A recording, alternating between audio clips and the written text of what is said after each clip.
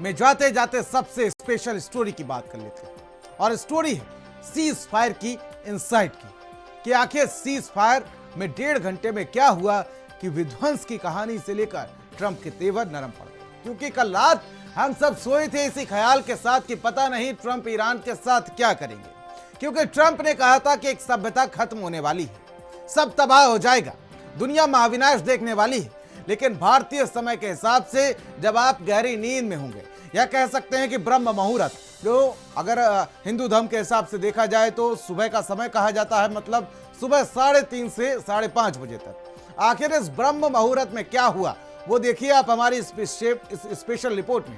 मतलब कैसे ट्रंप का अल्टीमेटम जो 5:30 बजे पर खत्म होने वाला था, ठीक उससे 15 मिनट पहले क्या हुआ इस रिपोर्ट में देखिए।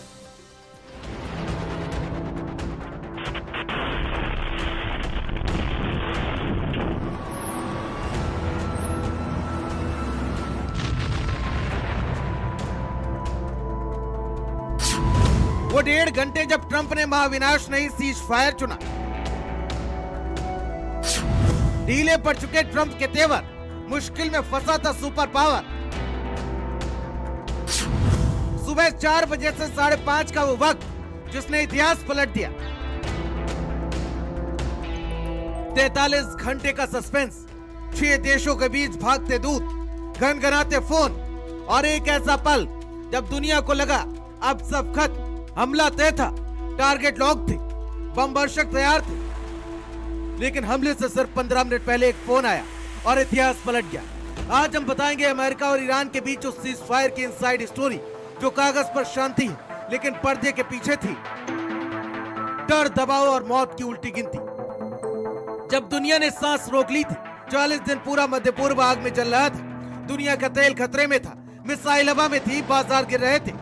अमेरिकी सेना और पेंटागन के अधिकारी उन आखिरी घंटों में ईरान के बुनियादी ढांचे पर भारी बमबारी की तैयारी में जुटे थे। परिस्थिति ऐसी थी कि सब आदेश का पालन कर रहे थे, लेकिन परिणाम कोई नहीं चाहता था। खाड़ी देश ईरानी जवाबी हमले के अभूतपूर्व स्तर के लिए तैयार हो रहे थे। ईरान के अंदर कुछ नागरिक अपने घर छोड़कर भाग रहे थे ताकि हमलों से बच सके। और फिर आया अल्टीमेटम, ट्रंप का अल्टीमेटम। सुबह 5:30 बजे तक हमला तय था। Bridge, power plant, war system, सबकी लिस्ट तैयार थी। दुनिया को लग रहा था अब युद्ध नहीं, पूर्ण तबाही शुरू होगी। लेकिन पर्दे के पीछे कुछ और ही पक रहा था। ईस्टर के मंच से गुप्त खेल शुरू हुआ। जब व्हाइट हाउस में उत्सव था, ईस्टर का कार्यक्रम चल रहा था, भीड़, तालियां बज रही थी और उसी वक्त अमेरिका को मिल गया पॉजिटिव सिग्नल।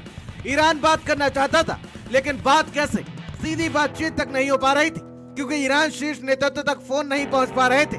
संवाद हो रहा था पर्चियों से। हाँ, 21वीं सदी में सबसे खतरनाक जंग और बातचीत कागजों की पर्चियों से। चलिए आपको बताते हैं कि तबाही और बातचीत की असली कहानी। ईस्टर के अगले दिन पूरा व्हाइट हाउस फोन की घंटियों से गूंज रहा था। पाकिस्तान, तुर्की, मिस्र, तीनों देश एक ही मिशन पर थे, जंग रोकनी है। एक तरफ अमेरिका का 15 पॉइंट प्लान, दूसरी तरफ ईरान का 10 पॉइंट जवाब। लेकिन दोनों देशों के बीच अविश्वास की गहरी खाई। हर ड्राफ्ट को दूत लेकर भाग रहे थे, एक देश से दूसरे देश, एक कमरे से दूसरे कमरे। यह युद्ध अब मैदान का नहीं, फोन और कागज पर लड़ा जा रहा था। इजरायली खतरे के बीच संदेश भेजे जा रहे थे, हाथ से लिखे नोट्स में। सोमवार, मंगलवार धीरे धीरे जवाब आने लगे और यही पल था जब पहली बार उम्मीद जगी। चलिए आपको बताते हैं कि सुबह 4 बजे से 5:30 बजे तक क्या हुआ। पाकिस्तानी मध्यस्थ अमेरिकी दूत ने ड्राफ्ट तैयार किया। ईरानी विदेश मंत्री अब्बास अरागची को भी तैयारी में शामिल किया गया था।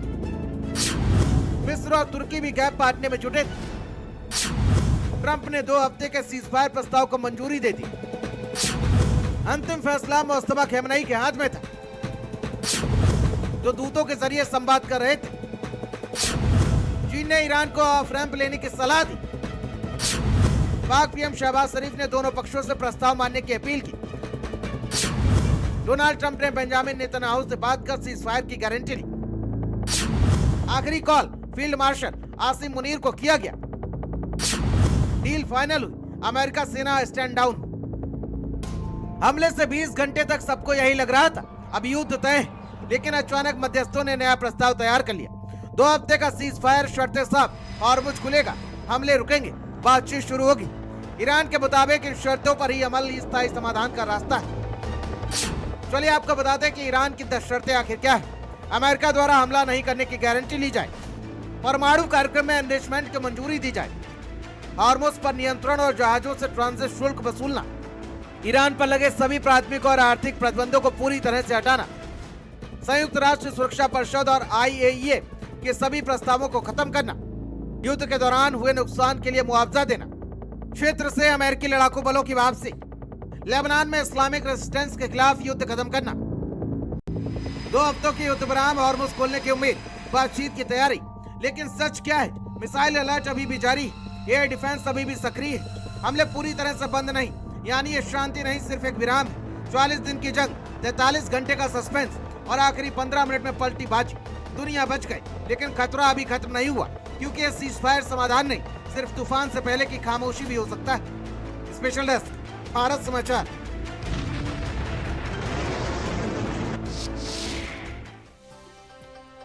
और भारत 360 में